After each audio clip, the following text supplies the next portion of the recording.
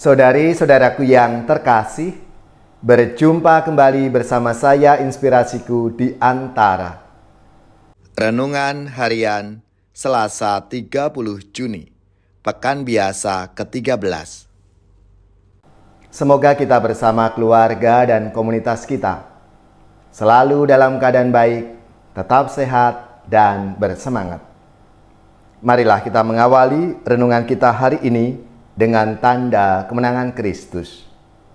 Dalam nama Bapa dan Putra dan Roh Kudus. Amin. Allah Bapa yang Maha Kasih, Engkau senantiasa memperhatikan kami dan menuntun kami melalui berbagai tanda. Bantulah kami melihat dan memahami tanda-tanda itu, agar kami sampai ke hadirat-Mu dengan selamat. Dengan pengantaraan Yesus Kristus Putra-Mu Tuhan kami, yang bersama dengan Dikau dalam persatuan Roh Kudus, hidup dan berkuasa Allah sepanjang segala masa. Amin. Dalam nama Bapa dan Putra dan Roh Kudus. Amin. Inspirasi kita hari ini dari Injil Suci menurut Matius bab 8 ayat 23 sampai 27. Marilah kita siapkan kitab suci kita masing-masing. Kita akan membaca bersama-sama lalu merenungkannya. Pada suatu hari, Yesus naik ke dalam perahu dan murid-muridnya mengikuti Dia. Sekonyong-konyong mengamuklah angin ribut di danau itu, sehingga perahu ditimbus gelombang. Tetapi Yesus tidur. Maka murid-muridnya membangunkan Dia, katanya, "Tuhan, tolonglah, kita binasa."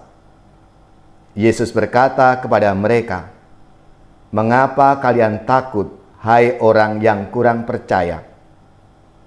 Lalu bangunlah Yesus menghardik angin dan danau. Maka danau menjadi teduh sekali. Dan heranlah orang-orang itu, katanya, "Orang apakah dia ini, sehingga angin dan danau pun taat kepadanya?" Demikianlah sabda Tuhan. Terpujilah Kristus. Saudari-saudaraku yang terkasih, dalam bacaan-bacaan minggu ini menyajikan serangkaian kisah tentang otoritas Yesus di berbagai bidang. Entah itu penyakit, kuasa setan, kematian, dan dosa. Ini memberikan indikasi bahwa Yesus bukan hanya raja atas bangsa Israel, tapi Ia adalah juga raja atas seluruh alam semesta. Salah satu kisah yang paling terkenal dalam Injil adalah kisah Yesus menenangkan badai di danau. Dari pembacaan yang ada, kita dapat menyimpulkan dengan tepat bahwa kisah itu menunjukkan otoritas Yesus atas unsur-unsur alam, serta iman para murid yang lemah karena takut. Dalam kisah ini, badai dikontraskan dengan ketenangan setelah keajaiban. Ketakutan dan kepanikan para murid dikontraskan dengan Yesus yang sedang tidur. Teguran Yesus terhadap para murid dikontraskan dengan hardik Yesus terhadap badai. Pertanyaan para murid tentang orang apakah dia ini dikontraskan dengan setan yang tahu persis siapa dia. Saudari-saudaraku yang terkasih, pengaruh dari perintah Yesus yang penuh kuasa tidak hanya menenangkan badai di danau, tetapi juga memberi kedamaian dalam hati para murid, dalam hati kita semua. Yesus kembali membangun iman mereka kepadanya. Kuasa Tuhan turun seperti yang dialami Lot dalam peristiwa Sodom dan Gomora. lalu bagi kita sekarang. Meskipun ada banyak peristiwa yang mengancam dan membuat kita takut, kita cemas, kita khawatir. Namun, semakin kita mengenal Tuhan dan kuasa-Nya, semakin ada rasa aman dan teguh di hadirat-Nya. Saudari-saudaraku yang terkasih, tentunya ketakutan atau kecemasan menjadi hal yang lumrah dalam hidup kita sehari-hari. Hal ini menunjukkan betapa kita ini lemah di hadapan Tuhan. Kesadaran bahwa kita ini lemah dan sering diliputi ketakutan, kecemasan, dan kekhawatiran mengajak kita semua untuk selalu mengandalkan Tuhan dalam hidup sehari-hari. Tuhan, tolonglah kita binasa. Sabda Tuhan ini mengingatkan kita untuk selalu percaya dan tidak ragu lagi akan kasih dan kuasa Tuhan. Ia mampu meredakan badai dan ombak yang dahsyat dalam hidup kita, hingga teduh lembut nan bersahabat. Tuhan selalu mendengar dan akan menolong kita. Ya Tuhan, biarlah segala rencana-Mu terjadi dalam hidup kami. Curahkanlah Roh Kudus-Mu dalam diri kami untuk selalu menyertai langkah hidup kami.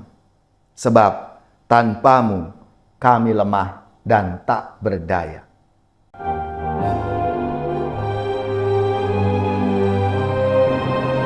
Gereja bagai bahtera di laut yang seram, mengarahkan haluannya ke pantai seberang. Mengamuklah samudera dan badai menderu. Gelombang zaman menghempas dan sulit ditempuh. Penumpang pun bertanyalah selagi berjerit, berapa lagi jauhnya labuan abadi. Tuhan tolonglah, Tuhan tolonglah, tanpa Dikau semua binasa kelak. Ya Tuhan tolonglah. Gereja bagai bahtera di laut yang seram, mengarahkan haluannya ke pantai seberang. Hai kau yang takut dan resah, kau tak sendirian. Teman sejalan banyaklah dan Tuhan di depan. Bersama-sama majulah, bertahan berteguh. Tujuan akhir Tuhanlah labuan yang teduh. Tuhan tolonglah, Tuhan tolonglah, tanpa Dikau semua binasa kelak.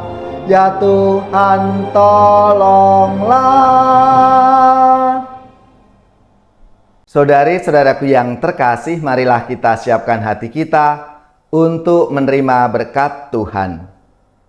Semoga saudari-saudara sekalian, keluarga-keluarga dan komunitas kita, orang-orang yang kita doakan, mereka yang sakit, yang menderita, seluruh tugas, belajar, pekerjaan, usaha serta karya pelayanan kita, dibimbing, dilindungi dan diberkati oleh Allah yang Maha Kuasa, Bapa dan Putra dan Roh Kudus.